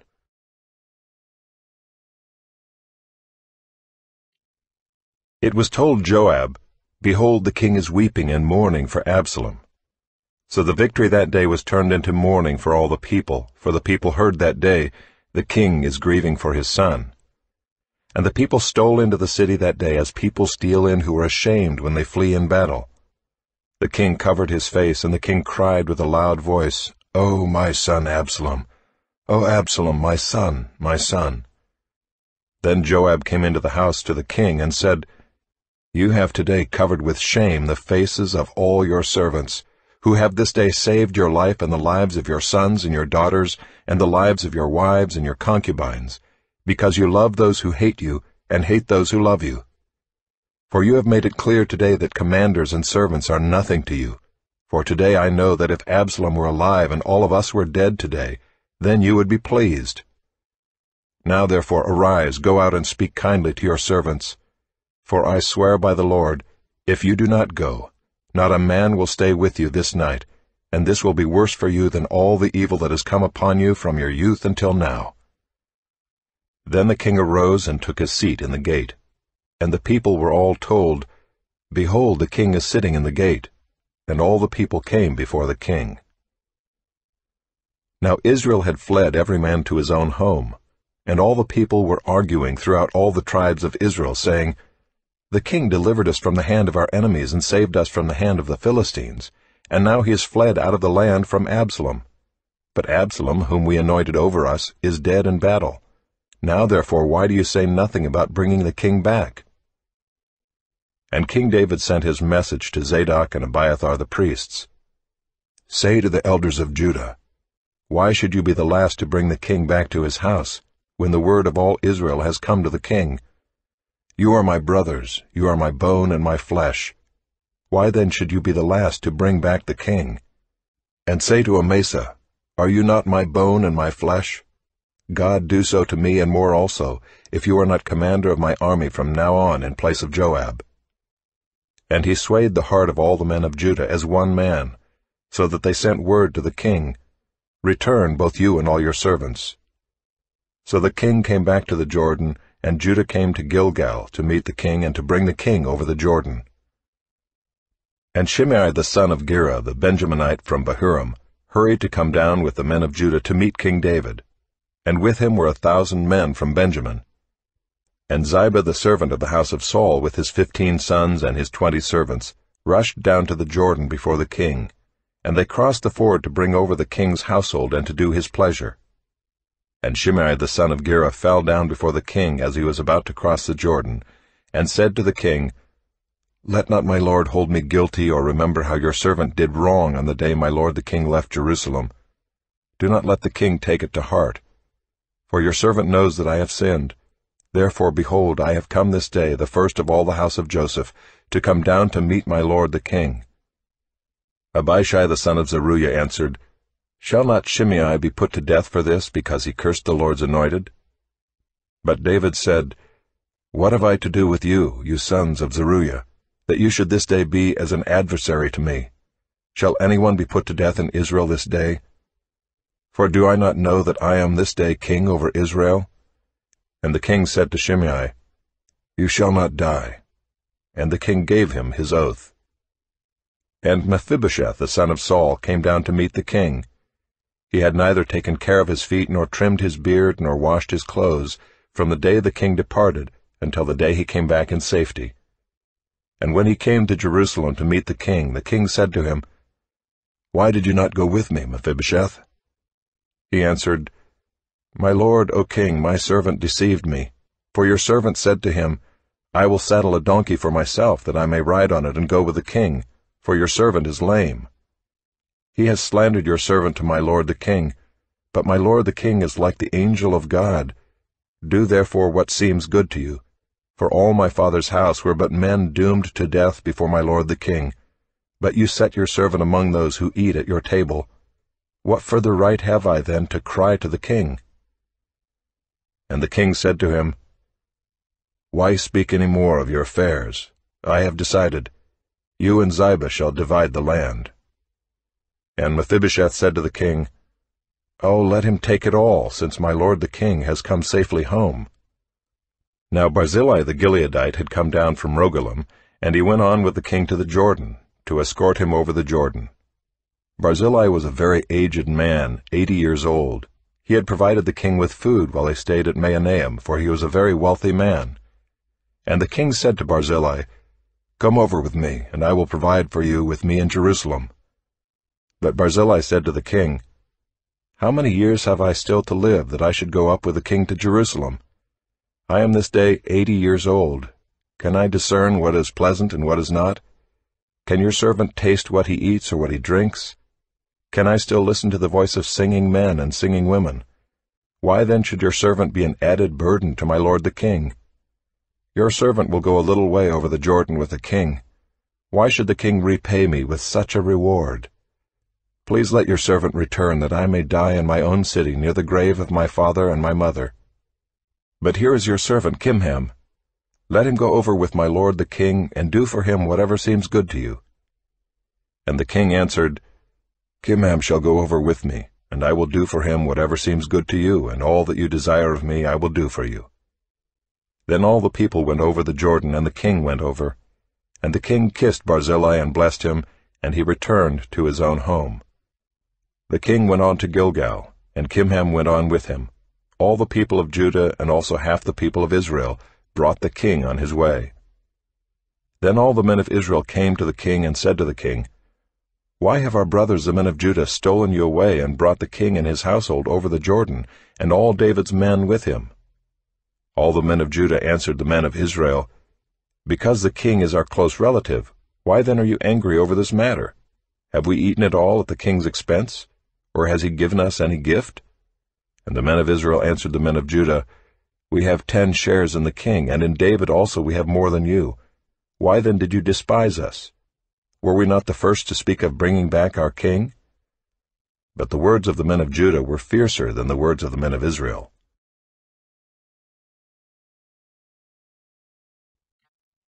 Now there happened to be there a worthless man whose name was Sheba the son of Bichri, a Benjaminite. And he blew the trumpet and said, We have no portion in David, and we have no inheritance in the son of Jesse. Every man to his tents, O Israel. So all the men of Israel withdrew from David, and followed Sheba the son of Bichri. But the men of Judah followed their king steadfastly from the Jordan to Jerusalem. And David came to his house at Jerusalem, and the king took the 10 concubines whom he had left to care for the house, and put them in a house under guard, and provided for them, but did not go into them. So they were shut up until the day of their death, living as if in widowhood. Then the king said to Amasa, Call the men of Judah together to me within 3 days, and be here yourself. So Amasa went to summon Judah, but he delayed beyond the set time that had been appointed him. And David said to Abishai, Now Sheba the son of Bichri will do us more harm than Absalom. Take your lord's servants and pursue him, lest he get himself to fortified cities and escape from us. And there went out after him Joab's men, and the Cherethites and the Pelethites, and all the mighty men. They went out from Jerusalem to pursue Sheba the son of Bichri. When they were at the great stone that is in Gibeon, Amasa came to meet them. Now Joab was wearing a soldier's garment, and over it was a belt with a sword in its sheath, fastened on his thigh, and as he went forward it fell out. And Joab said to Amasa, Is it well with you, my brother? And Joab took Amasa by the beard with his right hand to kiss him. But Amasa did not observe the sword that was in Joab's hand. So Joab struck him with it in the stomach and spilled his entrails to the ground without striking a second blow, and he died. Then Joab and Abishai his brother pursued Sheba the son of Bichri, and one of Joab's young men took his stand by Amasa and said, Whoever favors Joab, and whoever is for David, let him follow Joab. And Amasa lay wallowing in his blood in the highway, and anyone who came by seeing him stopped. And when the man saw that all the people stopped, he carried Amasa out of the highway into the field, and threw a garment over him. When he was taken out of the highway, all the people went on after Joab to pursue Sheba the son of Bichri. And Sheba passed through all the tribes of Israel to Abel of Bethmaachah, and all the Bichrites assembled and followed him in. And all the men who were with Joab came and besieged him in Abel of Bethmaachah. They cast up a mound against the city, and it stood against the rampart, and they were battering the wall to throw it down. Then a wise woman called from the city, Listen, listen, tell Joab, Come here that I may speak to you. And he came near her, and the woman said, Are you Joab? He answered, I am. Then she said to him, Listen to the words of your servant. And he answered, I am listening. Then she said, They used to say in former times, Let them but ask counsel at Abel, and so they settled a matter. I am one of those who are peaceable and faithful in Israel. You seek to destroy a city that is a mother in Israel. Why will you swallow up the heritage of the Lord? Joab answered, Far be it from me, far be it that I should swallow up or destroy. That is not true, but a man of the hill country of Ephraim called Sheba the son of Bichri has lifted up his hand against King David. Give up him alone, and I will withdraw from the city. And the woman said to Joab, Behold, his head shall be thrown to you over the wall. Then the woman went to all the people in her wisdom, and they cut off the head of Sheba the son of Bichri and threw it out to Joab. So he blew the trumpet, and they dispersed from the city, every man to his home. And Joab returned to Jerusalem to the king. Now Joab was in command of all the army of Israel, and Benaiah the son of Jehoiada was in command of the Cherethites and the Pelethites. And Adoram was in charge of the forced labor, and Jehoshaphat the son of Ahilud was the recorder, and Sheva was secretary, and Zadok and Abiathar were priests, and Ira the Jairite was also David's priest.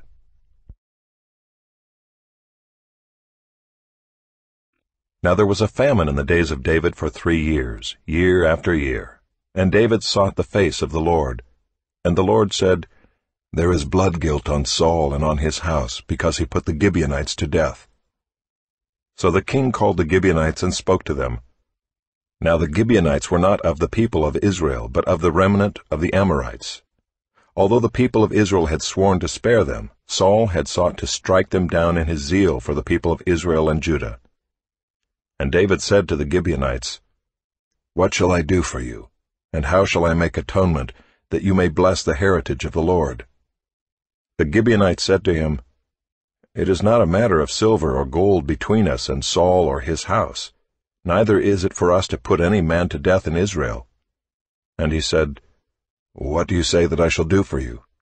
They said to the king, "The man who consumed us and planned to destroy us so that we should have no place in all the territory of Israel, let 7 of his sons be given to us, so that we may hang them before the Lord at Gibeah of Saul, the chosen of the Lord." And the king said, "I will give them." But the king spared Mephibosheth, the son of Saul's son Jonathan, because of the oath of the Lord that was between them, between David and Jonathan the son of Saul. The king took the 2 sons of Rizpah, the daughter of Aiah, whom she bore to Saul, Armoni and Mephibosheth, and the 5 sons of Merab, the daughter of Saul, whom she bore to Adriel, the son of Barzillai the Maholathite. And he gave them into the hands of the Gibeonites, and they hanged them on the mountain before the Lord. And the 7 of them perished together. They were put to death in the first days of harvest, at the beginning of barley harvest. Then Rizpah the daughter of Aiah took sackcloth and spread it for herself on the rock, from the beginning of harvest until rain fell upon them from the heavens. And she did not allow the birds of the air to come upon them by day, or the beasts of the field by night.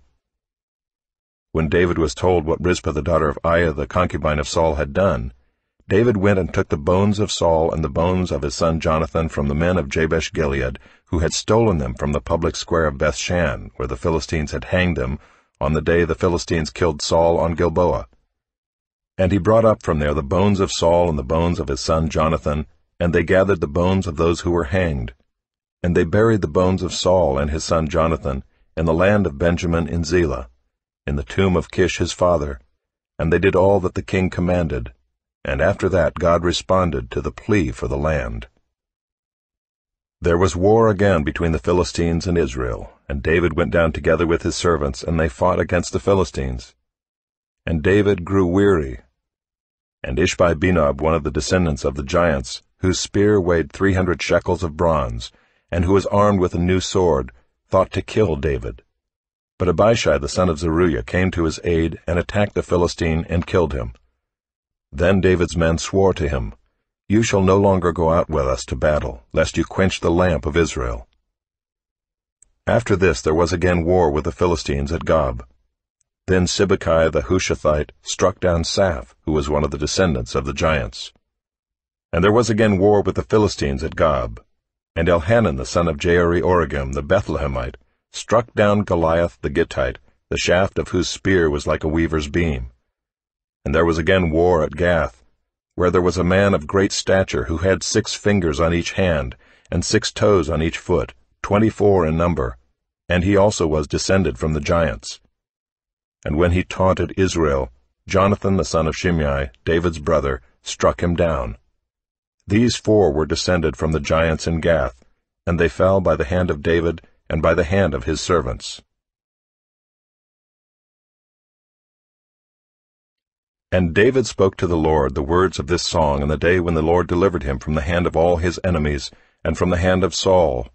He said, "The Lord is my rock and my fortress and my deliverer, my God, my rock in whom I take refuge, my shield and the horn of my salvation, my stronghold and my refuge, my Savior, you save me from violence.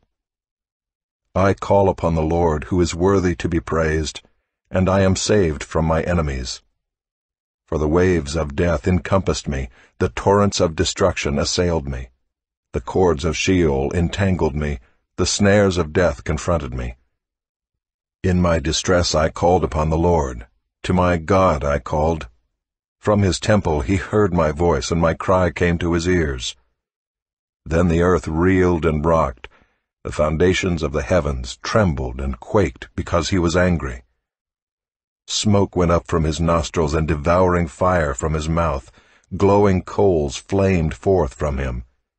He bowed the heavens and came down. Thick darkness was under his feet. He rode on a cherub and flew. He was seen on the wings of the wind. He made darkness around him his canopy, thick clouds, a gathering of water. Out of the brightness before him coals of fire flamed forth. The Lord thundered from heaven, and the Most High uttered his voice. And he sent out arrows and scattered them, lightning and routed them. Then the channels of the sea were seen, the foundations of the world were laid bare, at the rebuke of the Lord, at the blast of the breath of his nostrils. He sent from on high, he took me, he drew me out of many waters. He rescued me from my strong enemy, from those who hated me, for they were too mighty for me. They confronted me in the day of my calamity, but the Lord was my support. He brought me out into a broad place.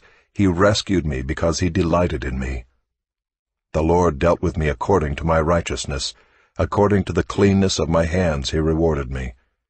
For I have kept the ways of the Lord, and have not wickedly departed from my God. For all his rules were before me, and from his statutes I did not turn aside. I was blameless before him, and I kept myself from guilt. And the Lord has rewarded me according to my righteousness, according to my cleanness in his sight.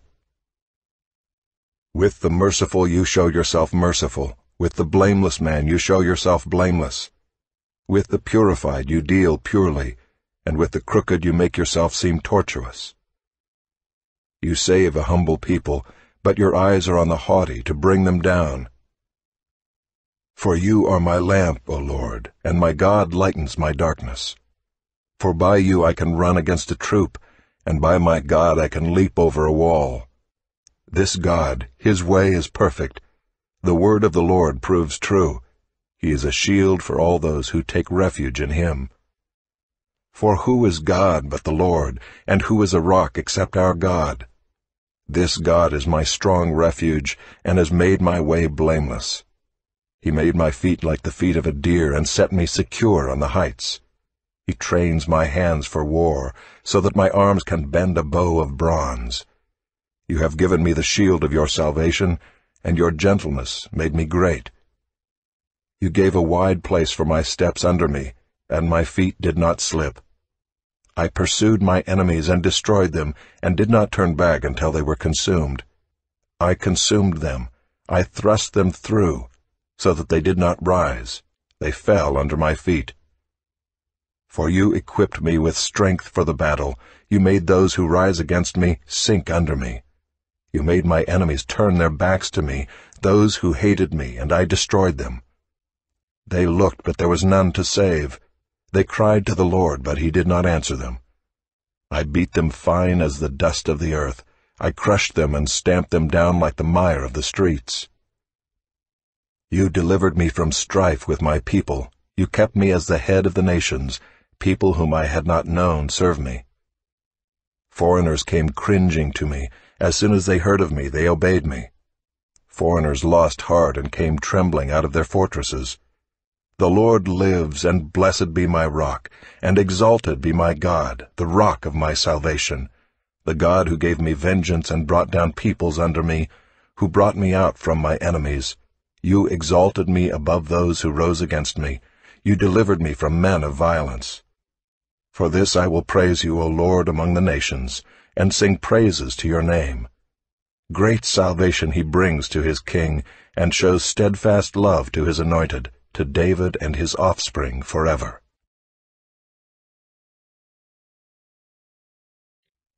Now these are the last words of David. The oracle of David the son of Jesse, the oracle of the man who was raised on high, the anointed of the God of Jacob, the sweet psalmist of Israel. The Spirit of the Lord speaks by me, his word is on my tongue. The God of Israel has spoken, the rock of Israel has said to me, when one rules justly over men, ruling in the fear of God, he dawns on them like the morning light, like the sun shining forth on a cloudless morning, like rain that makes grass to sprout from the earth. For does not my house stand so with God? For he has made with me an everlasting covenant, ordered in all things and secure. For will he not cause to prosper all my help and my desire? But worthless men are all like thorns that are thrown away, for they cannot be taken with the hand. But the man who touches them arms himself with iron and the shaft of a spear, and they are utterly consumed with fire. These are the names of the mighty men whom David had. Joshab-Bashebeth, a Tekemonite. He was chief of the 3. He wielded his spear against 800 whom he killed at one time. And next to him among the 3 mighty men was Eleazar the son of Dodo, son of Ahohai. He was with David when they defied the Philistines who were gathered there for battle, and the men of Israel withdrew. He rose and struck down the Philistines until his hand was weary, and his hand clung to the sword. And the Lord brought about a great victory that day, and the men returned after him only to strip the slain. And next to him was Shammah the son of Agi the Hararite.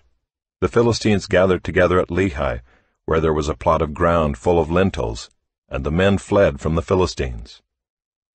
But he took his stand in the midst of the plot and defended it and struck down the Philistines, and the Lord worked a great victory. And 3 of the 30 chief men went down and came about harvest time to David at the cave of Adullam, when a band of Philistines was encamped in the valley of Rephaim. David was then in the stronghold, and the garrison of the Philistines was then at Bethlehem. And David said longingly, "Oh, that someone would give me water to drink from the well of Bethlehem that is by the gate." Then the 3 mighty men broke through the camp of the Philistines and drew water out of the well of Bethlehem that was by the gate, and carried and brought it to David. But he would not drink of it. He poured it out to the Lord, and said, "Far be it from me, O Lord, that I should do this. Shall I drink the blood of the men who went at the risk of their lives?" Therefore he would not drink it. These things the 3 mighty men did. Now Abishai the brother of Joab, the son of Zeruiah, was chief of the 30.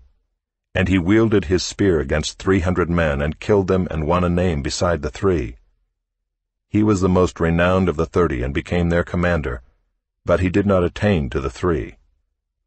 And Benaiah the son of Jehoiada was a valiant man of Kabzeel, a doer of great deeds. He struck down 2 Ariels of Moab. He also went down and struck down a lion in a pit on a day when snow had fallen. And he struck down an Egyptian, a handsome man. The Egyptian had a spear in his hand, but Benaiah went down to him with a staff and snatched the spear out of the Egyptian's hand and killed him with his own spear. These things did Benaiah the son of Jehoiada, and won a name beside the 3 mighty men. He was renowned among the 30, but he did not attain to the 3. And David set him over his bodyguard. Asahel the brother of Joab was one of the 30. Elhanan the son of Dodo of Bethlehem, Shammah of Harod, Elika of Harod, Helez the Paltite, Ira the son of Ikesh of Tekoa, Abiezer of Anathoth, Mabunai the Hushathite, Zalman the Ahohite, Meharai of Netophah, Heleb the son of Baanah of Netophah, Ittai the son of Ribai of Gibeah of the people of Benjamin, Benaiah of Pirathon, Hiddai of the brooks of Gaash, Abi-Alban the Arbathite, Asmaveth of Bahurim, Eliabah the Shaalbanite, the sons of Jashan, Jonathan, Shammah the Hararite, Ahiam the son of Sherar the Hararite, Eliphalet the son of Ahasbai of Maacah, Eliam the son of Ahithophel of Gilo, Hezro of Carmel, Peorai the Arbite, Igal the son of Nathan of Zobah, Bani the Gadite, Zelek the Ammonite, Naharai of Beeroth, the armor-bearer of Joab the son of Zeruiah, Ira the Ithrite, Gareb the Ithrite, Uriah the Hittite, 37 in all.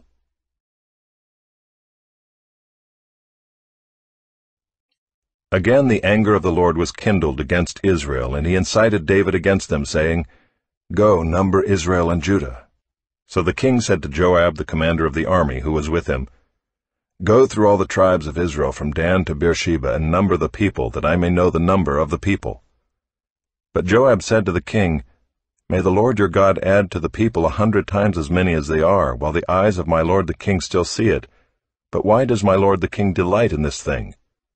But the king's word prevailed against Joab and the commanders of the army. So Joab and the commanders of the army went out from the presence of the king to number the people of Israel. They crossed from the Jordan and began from Aroer, and from the city that is in the middle of the valley, toward Gad and on to Jazer. Then they came to Gilead and to Kadesh in the land of the Hittites. And they came to Dan, and from Dan they went around to Sidon. and came to the fortress of Tyre, and to all the cities of the Hivites and Canaanites. And they went out to the Negeb of Judah at Beersheba. So when they had gone through all the land, they came to Jerusalem at the end of 9 months and 20 days. And Joab gave the sum of the numbering of the people to the king. In Israel there were 800,000 valiant men who drew the sword, and the men of Judah were 500,000. But David's heart struck him after he had numbered the people. And David said to the Lord, I have sinned greatly in what I have done. But now, O Lord, please take away the iniquity of your servant, for I have done very foolishly. And when David arose in the morning, the word of the Lord came to the prophet Gad, David's seer, saying, Go and say to David, Thus says the Lord, 3 things I offer you. Choose one of them, that I may do it to you. So Gad came to David and told him, and said to him, Shall 3 years of famine come to you in your land? Or will you flee 3 months before your foes while they pursue you? Or shall there be 3 days' pestilence in your land? Now consider and decide what answer I shall return to him who sent me. Then David said to Gad, I am in great distress. Let us fall into the hand of the Lord, for his mercy is great. But let me not fall into the hand of man. So the Lord sent a pestilence on Israel from the morning until the appointed time. And there died of the people from Dan to Beersheba 70,000 men. And when the angel stretched out his hand toward Jerusalem to destroy it, the Lord relented from the calamity and said to the angel who was working destruction among the people, It is enough. Now stay your hand. And the angel of the Lord was by the threshing floor of Araunah the Jebusite. Then David spoke to the Lord when he saw the angel who was striking the people, and said, Behold, I have sinned, and I have done wickedly. But these sheep, what have they done? Please let your hand be against me and against my father's house. And Gad came that day to David and said to him, Go up, raise an altar to the Lord on the threshing floor of Araunah the Jebusite. So David went up at Gad's word, as the Lord commanded. And when Araunah looked down, he saw the king and his servants coming on toward him. And Araunah went out and paid homage to the king with his face to the ground. And Araunah said, Why has my lord the king come to his servant? David said, To buy the threshing floor from you in order to build an altar to the Lord, that the plague may be averted from the people. Then Araunah said to David, Let my lord the king take and offer up what seems good to him. Here are the oxen for the burnt offering, and the threshing sledges and the yokes of the oxen for the wood. All this, O king, Araunah gives to the king. And Araunah said to the king, May the Lord your God accept you. But the king said to Araunah, No, but I will buy it from you for a price. I will not offer burnt offerings to the Lord my God that cost me nothing. So David bought the threshing floor and the oxen for 50 shekels of silver. And David built there an altar to the Lord, and offered burnt offerings and peace offerings. So the Lord responded to the plea for the land, and the plague was averted from Israel.